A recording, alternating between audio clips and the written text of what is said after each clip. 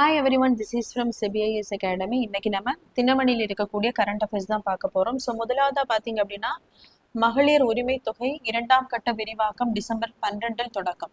So இந்த topic பார்த்தீங்க அப்படின்னா, group 1 main syllabus paper 2 social இஷ்யூஸில் விமன் வெல்ஃபேர் ஸ்கீம்ஸில் வந்து கவர் ஆகும். ஸோ இந்த திட்டமானது என்னைக்கு தொடங்கப்பட்டிருக்கும் அப்படின்னு பார்க்கும்போது 2023ஆம் ஆண்டு செப்டம்பர் 15ஆம் தேதி தான் இந்த திட்டம் வந்து தொடங்கப்பட்டிருக்கும். எதற்காக இந்த திட்டமானது செப்டம்பர் 15 தொடங்கப்பட்டிருக்கு அப்படின்னு பார்க்கும்போது, CN அண்ணாதுரை அவர்களின் பிறந்த நாளை முன்னிட்டு தான் இந்த திட்டமானது அன்று தொடங்கப்பட்டிருக்கும். ஸோ எங்க தொடங்கப்பட்டிருக்கும் அப்படின்னு பார்க்கும்போது காஞ்சிபுரத்துல தான் தொடங்கப்பட்டிருக்கும்.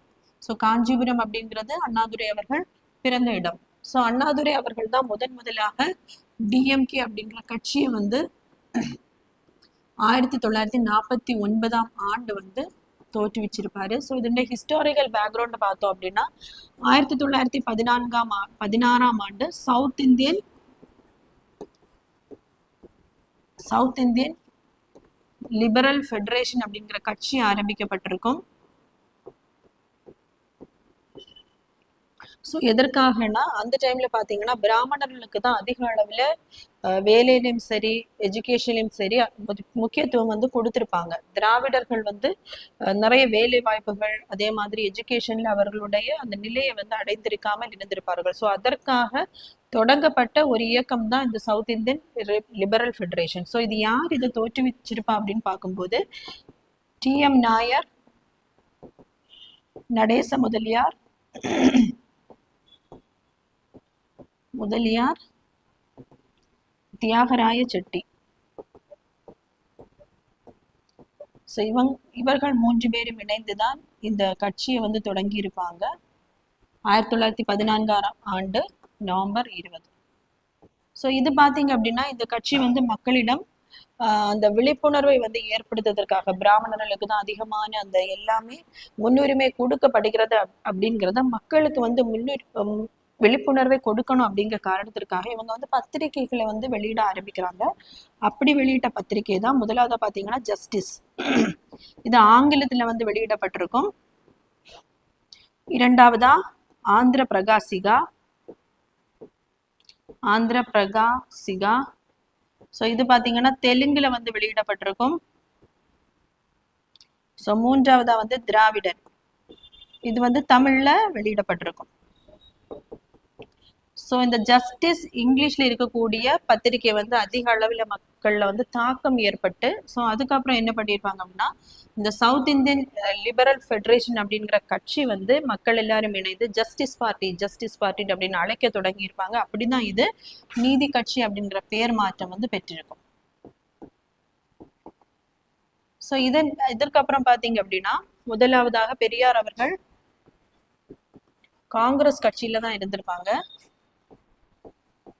ஸோ இவர் வந்து வைக்கம் போராட்டம், கேரளாவில் வைக்கம் சத்தியாகிரகம் முடிந்த பிறகு திருநெல்வேலியில் இருக்கக்கூடிய சேரன்மாதேவி குருகுலத்துக்கு வந்து போயிருப்பாங்க. ஸோ அங்க பாத்தீங்க அப்படின்னா, இந்த வைக்கம் சத்தியாகிரகாவிலே என்ன பண்ணியிருப்பாங்க அப்படின்னா, குறிப்பிட்ட இன மக்களை என்ன பண்ணிருக்க மாட்டாங்க, டெம்பிள்ல அலோவ் பண்ணி அந்த தெருக்கள்ல நடக்கவே அனுமதிச்சிருக்க மாட்டாங்க. ஸோ அதை எதிர்த்து தான் இவர் ஒரு போராடிட்டு வெற்றியோட வரும்போது என்ன ஆகும் அப்படின்னா, 1924ஆம் ஆண்டு இந்த சேரன் மாதேவி குருகுலத்துக்கு வந்து போறாங்க. ஸோ அப்ப பாத்தீங்க அப்படின்னா, அந்த ஒரு 1920ஆம் ஆண்டுல பாத்தீங்க அப்படின்னா, ஒரு நான் கோஆபரேஷன் ஒத்துழையாமை இயக்கத்தை வந்து நம்மளுடைய காங்கிரஸ் கட்சி வந்து தொடங்கி இருப்பாங்க. ஸோ அதற்காக தான் இந்த சேரன் மாதேவி குருகுலம், அதாவது ஆங்கிலேயர் ஏற்படுத்தி இருந்த எல்லா அந்த பள்ளிக்கூடங்கள்ல வந்து மக்கள் கற்கக்கூடாது அப்படிங்கிற ஒரு சூழ்நிலையில் தான் இந்த சேரன் மாதேவி குருகுலத்தை வந்து தோற்றுவிச்சிருப்பாங்க. ஸோ அதுலேயும் பார்த்தீங்க அப்படின்னா, மக்கள் வந்து தரம் பிரிக்கப்பட்டு கொஞ்சம் பேரை வந்து மேலேயும் கொஞ்சம் பேரை கீழே உட்கார வச்சு சாப்பிட்டுட்டு இருப்பாங்க. இதை பார்த்தோன்னே இவருக்கு வந்து என்ன ஆகும் அப்படின்னா, இவருக்கு ரொம்ப கோபம் வந்து 1924ஆம் ஆண்டு பார்த்தீங்க அப்படின்னா, காஞ்சிபுரத்துல ஒரு மாநாடு நடந்திருக்கும், காங்கிரஸ் மாநாடு. இதுல வந்து கருத்து மோதல்கள் ஏற்பட்டுதான் 1925ஆம் ஆண்டுல பெரியார் வந்து செல்ஃப் ரெஸ்பெக்ட் மூவ்மெண்ட் அப்படிங்கிற இயக்கத்தை வந்து ஆரம்பிச்சிருப்பாரு. Self respect movement. ஸோ அடுத்ததா 1944ஆம் ஆண்டு சேலம்ல மாநாடு நடந்திருக்கும். சேலம் மாநாட்டுல தான் இந்த பெரியாரினுடைய அந்த செல்ஃப் ரெஸ்பெக்ட் மூமெண்ட்டும் நீதி கட்சியும் இணைந்து திராவிட கழகம் அப்படின்றது பெயர் மாற்றம் பெற்று, பெரியார் மற்றும் அண்ணாதுரை இருந்திருப்பாங்க, திராவிட கழகம் அப்படிங்கிற பெயர் மாற்றம் பெற்றிருக்கும். ஸோ அடுத்ததா பெரியாருக்கும் அண்ணாதுரை அவர்களுக்கும் இடையே அந்த கருத்து மோதல் ஏற்பட்டுதான் 1949ஆம் ஆண்டு செப்டம்பர் 17ஆம் தேதி CN அண்ணாதுரை அவர்கள் வந்து தனியாக ஒரு கட்சி தொடங்குறார். அதான் பாத்தீங்க அப்படின்னா டிஎம்கே பார்ட்டி. ஸோ இந்த செப்டம்பர் 17 அப்படிங்கிறது பெரியாருடைய பிறந்த நாள் அன்று. ஸோ நெக்ஸ்ட் பாத்தீங்க அப்படின்னா தொடங்கினதுக்கு அப்புறம் 1967ஆம் ஆண்டு நடத்த அந்த சட்டசபை தேர்தலில் தான் முதலாக இந்த டிஎம்கே பார்ட்டி வந்து வின் பண்ணியிருப்பாங்க. முதலாக யாரு CN அண்ணாதுரை அவர்கள் வந்து முதலமைச்சராக பதவி ஏற்றிருப்பாங்க.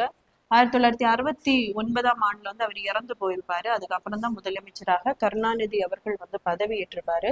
ஸோ அவருடைய அந்த முக்கியத்துவத்தை உணர்ந்துதான் இந்த திட்டமானது செப்டம்பர் 15ஆம் தேதி வந்து தொடங்கப்பட்டிருக்கு. இதுல பாத்தீங்க அப்படின்னா நிறைய பேர் வந்து விடுபட்டிருப்பாங்க. ஸோ அவங்களுக்கும் விரிவாக்கம் பண்ணி தான் டிசம்பர் 12ஆம் தேதி வந்து மகளிர் உரிமை தொகையானது விடுவிக்கப்படுகிறது. இது வந்து அந்த குடும்ப தலைவிகளுக்கு வந்து மாதந்தோறும் 1000 அளிக்கக்கூடிய ஒரு திட்டம், 1000 ரூபாய் வழங்கக்கூடிய ஒரு திட்டம். அடுத்ததை பாத்தீங்க அப்படின்னா இந்தியாவில் மைக்ரோசாஃப்ட் ரூபாய் 1.58 லட்சம் கோடி முதலீடு. ஸோ இந்தியாவினுடைய அந்த செயற்கை நுண்ணறிவு துறையில தான் அமெரிக்காவினுடைய நிறுவனமான மைக்ரோசாஃப்ட் நிறுவனம் பாத்தீங்க அப்படின்னா ரூபாய் 1.58 லட்சம் கோடியை வந்து முதலீடு பண்றதுக்கு இருக்காங்க. ஸோ இதை யாரு இந்த தகவலை வந்து வெளியிட்டிருக்கா அப்படின்னு பார்க்கும்போது தலைமை செயல் அதிகாரி சத்யா நாதல்லா தான் இந்த தகவலை வந்து வெளியிட்டிருக்காங்க. ஸோ ஆசிய கண்டத்திலேயே இந்த நிறுவனத்தினுடைய மிகப்பெரிய முதலீடு பார்த்தீங்க அப்படின்னா இந்தியாவில தான் இவங்க வந்து முதலீடு பண்ண இருக்காங்க. ஸோ எந்த ஆண்டுகள் அப்படின்னு பார்க்கும்போது 3 ஆண்டுகள், அதாவது 2026ல இருந்து 2029ஆம் ஆண்டுல தான் இந்த 1.58 லட்சமானது செயற்கை நுண்ணறிவு துறையில வந்து பாத்தீங்க அப்படின்னா இந்தியாவில் அமைய இருக்கு. அதற்கான கட்டமைப்புகளை என்ன பண்ணுவாங்கன்னா இவங்க ஏற்படுத்தி கொடுப்பாங்க. ஸோ அடுத்ததா பாத்தீங்க அப்படின்னா நீதிபதி GR சுவாமிநாதன் பதவி நீக்க நோட்டீஸ் அளிப்பு. ஸோ இந்த டாபிக் பாத்தீங்க அப்படின்னா குரூப் 1 மெயின் சிலபஸ் பேப்பர் 3 பாலிட்டியில ஜுடிஷியரியில வந்து ஹைகோர்ட்ல வந்து கவர் ஆகும்.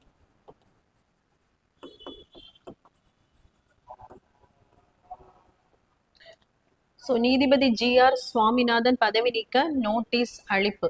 ஸோ இது பார்த்தீங்க அப்படின்னா அந்த திருப்பரங்குன்றம் மலையில அந்த தீபம் ஏற்றது தொடர்பாக தான் தமிழக அரசுக்கும் இந்த நீதிபதி அளித்த அந்த தீர்ப்புக்கும் வந்து மாறி மாறி கருத்து முரண்பாடு வந்திருக்கும். ஸோ அதற்காக தான் என்ன பண்றாங்க அப்படின்னா இந்த நீதிபதி GR சுவாமிநாதனை பதவி நீக்கம் பண்றதுக்காக நோட்டீஸை வந்து அளித்திருக்காங்க.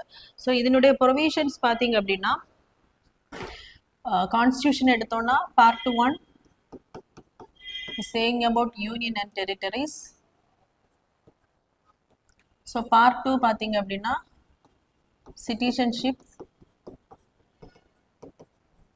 So part 3 பாத்தீங்க அப்படின்னா fundamental rights. Part 4 DPSP. Part 4A fundamental duties. So part 5ல பார்த்தீங்கன்னா யூனியனோட எல்லா ப்ரொவிஷன்ஸ்லேயும் வரும். ஸோ இதில் பார்த்தீங்கன்னா ஆர்டிக்கல் 52ல இருந்து 151 வரைக்கும் அந்த ப்ரொவிஷன்ஸ் இருக்கும். Next part 6. ஸோ 6 பார்த்தீங்க அப்படின்னா 152ல இருந்து 237 வரைக்கும் அந்த ஸ்டேட்டினுடைய எக்ஸிக்யூட்டிவ் பவர்ஸ், லெஜிஸ்லேட்டிவ் பவர்ஸ், அதே மாதிரி ஹைகோர்ட்டினுடைய ப்ரொவிஷன்ஸ் எல்லாமே பார்ட் 6ல தான் கவர் ஆகும். ஸோ இதில் ஹைகோர்ட் பார்த்தீங்க அப்படின்னா அதனுடைய ப்ரொவிஷன்ஸ் எந்த ஆர்டிகல்ஸ்லேருந்து எந்த ஆர்டிகல்ஸ் வரேன்னு பார்க்கும்போது 214ல இருந்து 231 வரைக்கும்.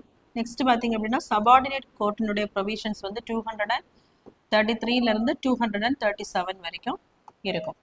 ஸோ இதில் இப்போ நம்ம ஒரு நீதிபதி ஜட்ஜை வந்து பதவி நீக்கம் பண்ணணும்னா 2 காரணங்கள். என்னென்ன காரணங்கள் அப்படின்னா ப்ரூவன் மிஸ்பிஹேவியர், அதே மாதிரி இன்கெப்பாசிட்டி. ஸோ இதன் அடிப்படையில் மட்டும்தான் என்ன பண்ண முடியும் அப்படின்னா ஒரு ஜட்ஜை வந்து நம்ம பதவி நீக்கம் பண்ண முடியும். அதுவும் சட்டசபையில நம்ம பண்ண முடியும். இதற்கு பண்ண முடியாது. இதற்கான அந்த நடைமுறைகள் எல்லாமே பாராளுமன்றத்துல மட்டும்தான் என்ன பண்ண முடியும் அப்படின்னா செயல்படுத்த முடியும்.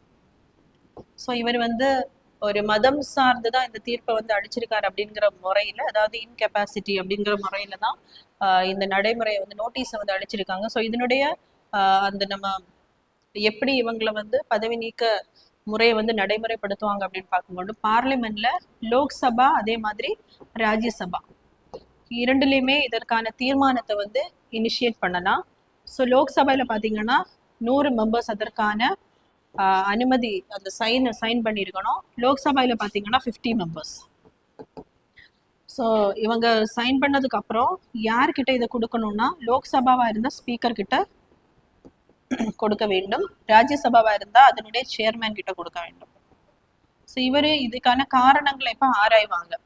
ஸோ அந்த பதவி நீக்க நடைமுறையை செயல்படுத்த வேண்டுமா அப்படின்னு ஸ்பீக்கர் இல்லைன்னா சேர்மேன்கிட்ட கொடுத்தாங்கன்னா அவங்க வந்து அந்த காரணத்தை வந்து ஆராய்ஞ்சு, ஸோ இதற்கான அந்த ஃபர்தரா இதை மூவ் பண்ண வேண்டிய அவசியம் இருக்கு அப்படின்னு தெரிஞ்சா இவங்க என்ன பண்ணுவாங்க அப்படின்னா ஒரு 3 மெம்பர் கமிட்டியை வந்து ஏற்படுத்துவாங்க. ஸோ இதுல யாரெல்லாம் இருப்பா அப்படின்னு பார்க்கும்போது, சுப்ரீம் கோர்ட்டினுடைய சீஃப் ஜஸ்டிஸ், ஸோ அதே மாதிரி supreme court chief justice or supreme court judge plus chief justice of high court plus ஒரு எமினன்ட் ஜூரிஸ்ட் வந்து இந்த கமிட்டியில வந்து இருப்பாங்க. ஸோ இவங்க வந்து என்ன பண்ணுவாங்க அப்படின்னா இதற்கான இந்த பதவி நீக்க வேண்டும் அப்படிங்கிற அந்த எந்த அடிப்படையில வந்து இதை வச்சிருக்காங்களோ, பதவி நீக்கம் பண்ணணும் அப்படின்னு கோரிக்கை விடுத்திருக்காங்களோ அதை வந்து இந்த கமிட்டி தான் என்ன பண்ணுவாங்க அப்படின்னா ஆராய்வாங்க. ஆராய்ஞ்சதுக்கு அப்புறம் என்ன பண்ணுவாங்க அப்படின்னா திரும்பவும் அந்த பார்லிமெண்ட்டுக்கு வந்து ரிப்போர்ட்டை சப்மிட் பண்ணுவாங்க. சப்மிட் பண்ணதுக்கு அப்புறம் 2 ஹவுசஸும் என்ன பண்ணுவோம்னா லோக்சபா அண்ட் ராஜ்யசபா இரண்டு பேரும் தனித்தனியாக ஸ்பெஷல் மெஜாரிட்டியில வந்து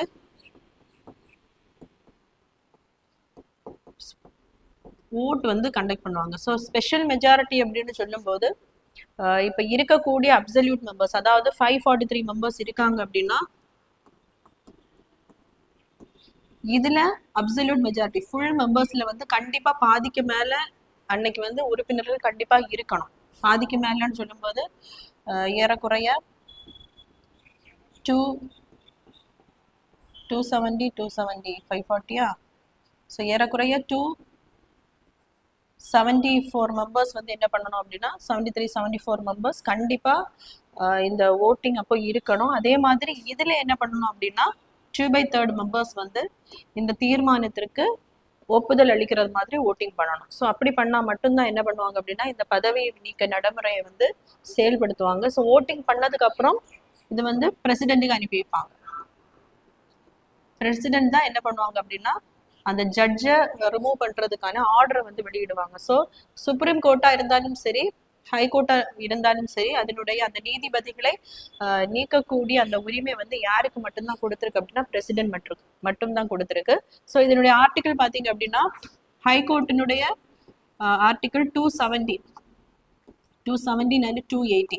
ஸோ ஆர்டிகிள் 217 என்ன சொல்லுது அப்படின்னா சுப்ரீம் கோர்ட் ஜட்ஜஸை வந்து எப்படி ரிமூவ் பண்ணுவாங்களோ அதே மாதிரி தான் என்ன பண்ணணும் அப்படின்னா ஹைகோர்ட் ஜட்ஜஸை வந்து ரிமூவ் பண்ணணும் அப்படின்னு சொல்லக்கூடிய ஆர்டிகிள் தான் ஆர்டிகிள் 217. இது வந்து பார்ட் 6ல வந்து சொல்லப்பட்டிருக்கு.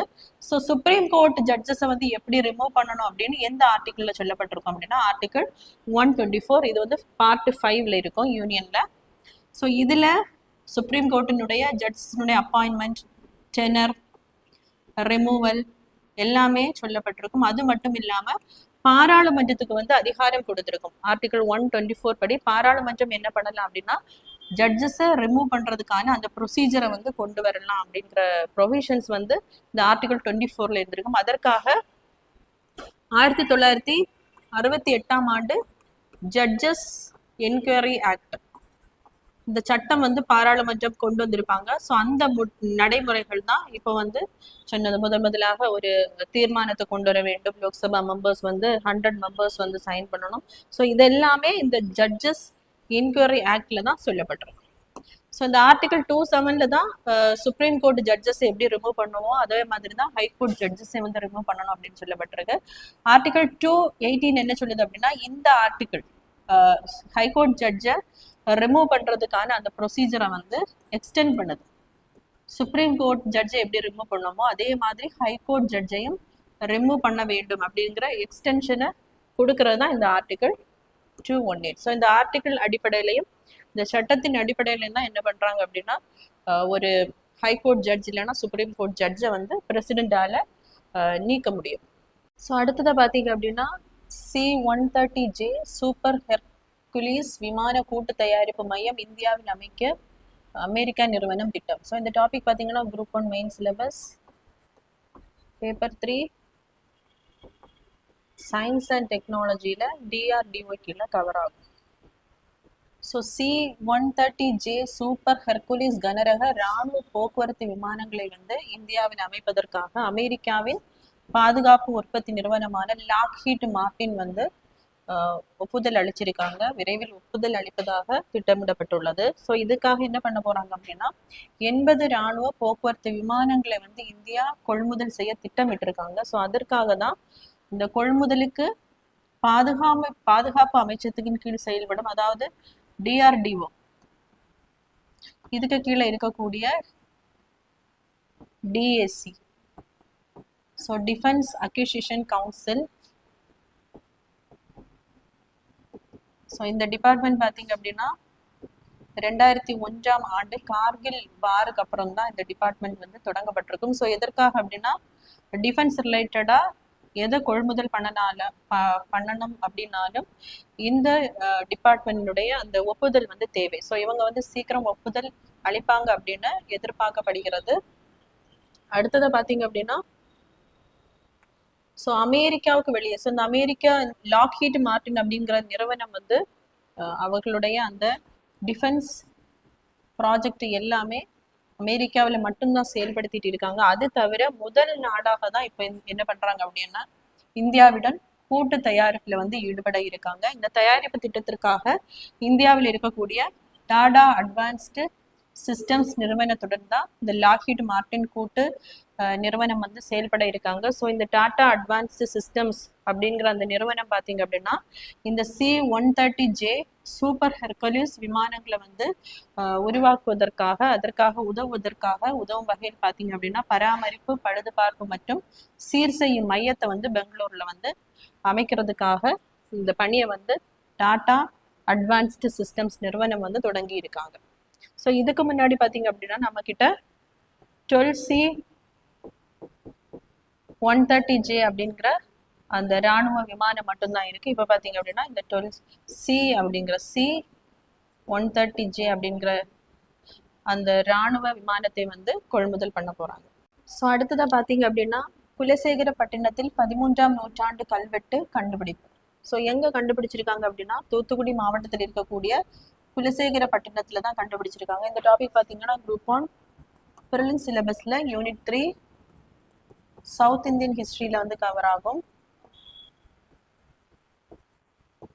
ஸோ யாருடைய கல்வெட்டு அப்படின்னு பார்க்கும்போது 13ஆம் நூற்றாண்டில் வாழ்ந்த முதலாம் மாரவர்மன் குலசேகர பாண்டியனுடைய கல்வெட்டு தான் கண்டறியப்பட்டுள்ளது. ஸோ இந்த குலசேகர பாண்டியனுடைய பெயரால் தான் இந்த தூத்துக்குடியில் இருக்கக்கூடிய அந்த இடம் குலசேகரப்பட்டினம் அப்படின்னு உருவாக்கப்பட்டது. ஸோ இங்க இருக்கக்கூடிய அந்த கோவில் பார்த்தீங்க அப்படின்னா சிதம்பரேஸ்வர் கோயில்.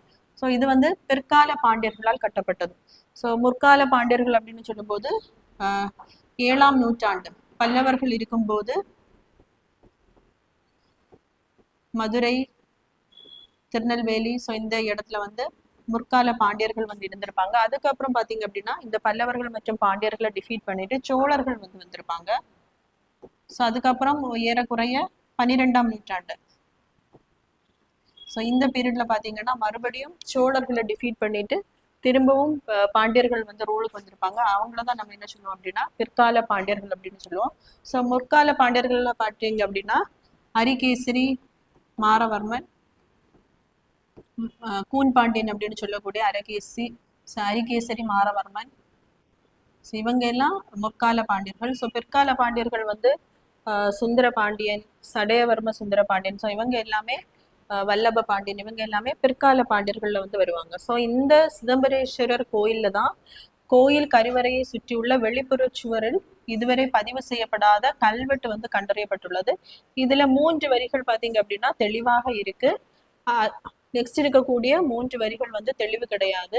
இந்த 3 வரிகளை வச்சுதான் முதலாம் மாரவர்மன் குலசேகர பாண்டியன், அதாவது கிபி 1268 1318 நூற்றாண்டை சார்ந்த கல்வெட்டு அப்படின்னு அறிய முடிகிறது. அது மட்டும் இல்லாம இதுல பாத்தீங்க அப்படின்னா அந்த குலசேகர பட்டினத்தை